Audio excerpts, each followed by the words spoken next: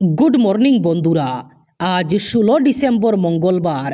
আজকের সকালের বরাক তথা সমগ্র আসামের গুরুত্বপূর্ণ খবরগুলি হলো, এবার মাটি কেনাবেচা নিয়ে রাজ্যে এসে গেল কঠোর নিয়ম। 3 প্রজন্ম অসমিয়া না হলে কোনো কারণে মাটি কেনাবেচা করতে পারবেন না। মাটি কেনাবেচা নিয়ে এবার কার্যত কঠোর অসম সরকার। এই খবর জানিয়েছেন রাজ্যের মুখ্যমন্ত্রী ডক্টর হিমন্ত বিশ্ব শর্মা।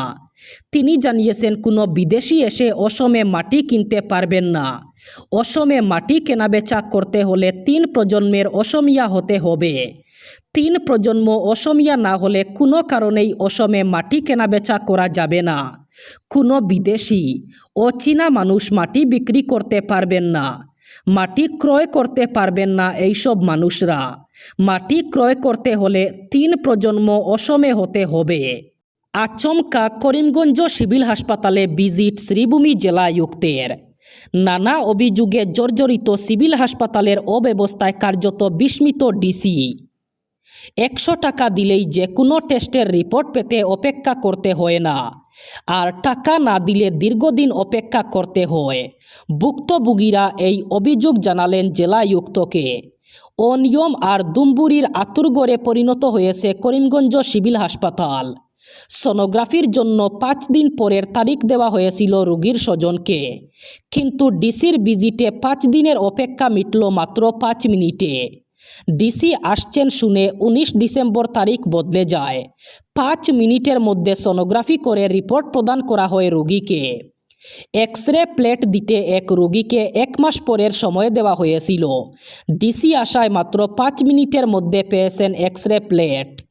বিভিন্ন টেস্টের রিপোর্ট দিতে ইচ্ছাকৃতভাবে বিলম্ব করে জনভোগান্তি করা হয় বলে অভিযোগ। এক্স-রে, সোনোগ্রাফি, ইসিজি ইত্যাদি টেস্টের রিপোর্ট দিতে সিভিল হাসপাতালের টালবাহানায় হাজারো রোগী মানুষকে প্রাইভেট হাসপাতালে যেতে বাধ্য করা হয় বলে অভিযোগ। রাজ্যে ভোটার তালিকার বিশেষ সংশোধনী কর্মসূচিতে উল্লেখযোগ্য অগ্রগতি হয়েছে।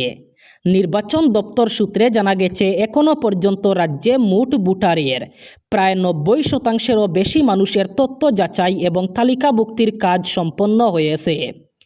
উল্লেখ্য, এই বিশেষ পুনর্নিরীক্ষণ শুরু হয় গত 22 নভেম্বর থেকে। নির্ধারিত সূচি অনুযায়ী আগামী 20 ডিসেম্বর পর্যন্ত এই কার্যক্রম চলবে। ভারতের নির্বাচন কমিশনের নির্দেশ অনুসারে এবং পিপুলস অ্যাক্ট 1950-এর প্রতিনিধিত্ব আইনের 21 নম্বর ধারার অধীনে রাজ্যে এই বিশেষ সংশোধনী পরিচালিত হচ্ছে। রাজ্যের মুখ্য নির্বাচনী আধিকারিকের দপ্তর জানিয়েছে, নির্ধারিত পরিকল্পনা মেনে রাজ্যের সর্বত্র ভোটার তালিকা যাচাইয়ের কাজ করা হচ্ছে এবং মাঠ পর্যায়ে সংশ্লিষ্ট আধিকারিকরা সক্রিয়ভাবে দায়িত্ব পালন করছেন। এবার অরুণোদয় নিয়ে এসে গেল সুখবর। খুব শীঘ্রই রাজ্যের আরও লক্ষ লক্ষ মহিলারা পাবেন অরুণোদয়। যারা এখনও পর্যন্ত অরুণোদয় প্রকল্পের আওতায় আসেননি, অথবা যাদের নাম আগে অরুণোদয় প্রকল্পে ছিল কিন্তু পরে বাদ গিয়েছে, এবার তারাও অরুণোদয় প্রকল্পে আবেদন করতে পারবেন। আগামী জানুয়ারি মাসে অরুণোদয় প্রকল্পে বেশ কয়েকটি সুখবর আসতে চলেছে। তাই অরুণোদয় হিতাধিকারীরা খুব শীঘ্রই অ্যাকাউন্টে কেওয়াইসি করিয়ে রাখুন। জানুয়ারিতে আসবে সুখবর। সেই সাথে আগামী ফেব্রুয়ারি মাসে অরুণোদয় প্রকল্পের হিতাধিকারীরা লাভ করবেন বিশেষ উপহার। এই মন্তব্য করেছেন রাজ্যের মুখ্যমন্ত্রী ডক্টর হিমন্ত বিশ্ব শর্মা। আধার কার্ড কেবল আর পরিচয়পত্র নয়, এখন ব্যাংক অ্যাকাউন্ট খোলা থেকে শুরু করে সরকারি প্রকল্পের সুবিধা নেওয়ার ক্ষেত্রে সবেতেই কাজে লাগে আধার কার্ড। তবে বেশিরভাগ ক্ষেত্রেই আধারের ফটোকপি ব্যবহার করা হয়। তবে এবার বদলাতে চলেছে এই ফটোকপির নিয়ম।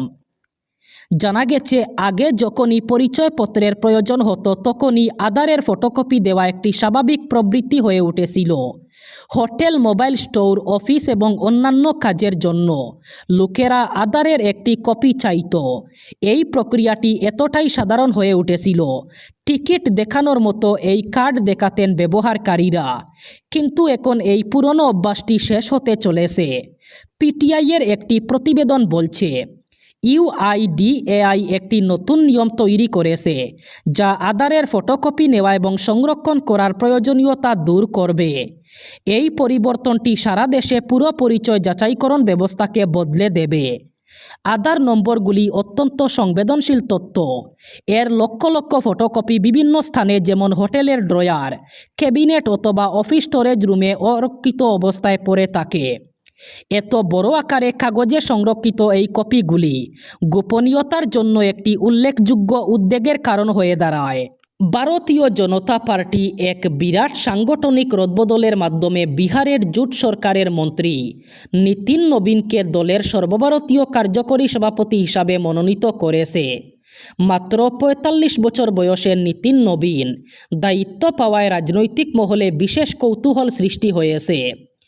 নবীনকে দলের সর্বভারতীয় কার্যকরী সভাপতি পদে নিয়োগ কি বিজেপির শীর্ষ নেতৃত্বের প্রজন্ম বদলের ইঙ্গিত নাকি আসন্ন নির্বাচনী মরশুমকে সামনে রেখে এটা দলের সুপরিকল্পিত কৌশল? দলীয় সূত্রের মতে নতুন সর্বভারতীয় সভাপতি নির্বাচিত না হওয়া পর্যন্ত নীতিন নবীন এই দায়িত্ব পালন করবেন।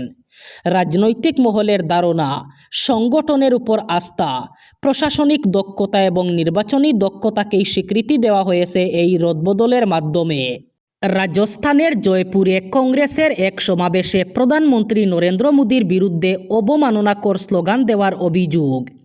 এই ঘটনার পরেই তীব্র বিতর্ক শুরু হয়েছে রাজনৈতিক মহলে। কেন্দ্রের শাসক দল ভারতীয় জনতা পার্টি বিজেপির দাবি, ক্ষমা চাইতে হবে রাজ্যসভার সাংসদ এবং কংগ্রেসের প্রাক্তন সভাপতি সোনিয়া গান্ধীকে। কেন্দ্রীয় সরকারের বিরুদ্ধে বারবার ভোট চুরির অভিযোগ করেছেন রাহুল গান্ধী। সেই অভিযোগকে সামনে রেখে এবার বিজেপির বিরুদ্ধে ভোট চুর গদি ছোড় সমাবেশ হয় জয়পুরে। সেখানেই জয়পুর মহিলা কংগ্রেসের জেলা সভাপতি মঞ্জুলতা মিনার নেতৃত্বে একটি দলকে প্রধানমন্ত্রীর বিরুদ্ধে স্লোগান দেন। মোদির বিরুদ্ধে কবর খুঁড়ায় স্লোগান দিয়ে চাঞ্চল্য ছড়িয়েছেন তিনি। এই মন্তব্য প্রসঙ্গে তিনি বলেন, প্রধানমন্ত্রী কর্মসংস্থান, যুব সমাজ, মহিলা এবং কৃষকদের নিয়ে কথা বলেন না। তিনি এই বিষয়গুলি থেকে মনোযোগ সরিয়ে রাখেন। এই ঘটনার পরেই প্রতিবাদ শুরু করেছে বিজেপি। কেন্দ্রীয় মন্ত্রী জেপি নাড্ডা সরব হয়েছেন কংগ্রেসের বিরুদ্ধে। কংগ্রেসের সংসদীয় কমিটির চেয়ারপারসন সোনিয়া গান্ধী এবং রাজ্যসভায় বিরোধী দলনেতা মল্লিকার্জুন খার্গের বিরুদ্ধে ক্ষমা চাওয়ার দাবি তুলেছেন নাড্ডা। মহিলাদের দিয়ে মাদক পাচারের নতুন পন্থা পাচারকারী চক্রের। কয়েকদিন ধরে ত্রিপুরা পুলিশের জালে আটকা পড়ছে মাদকসহ মহিলা পাচারকারী।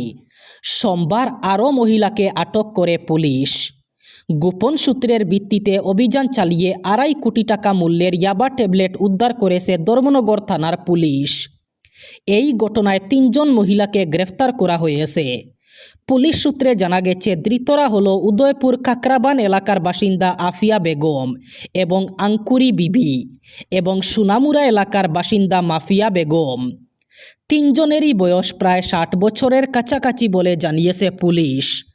জিজ্ঞাসাবাদের পর এই ৩ জনকেই গ্রেফতার করা হয়।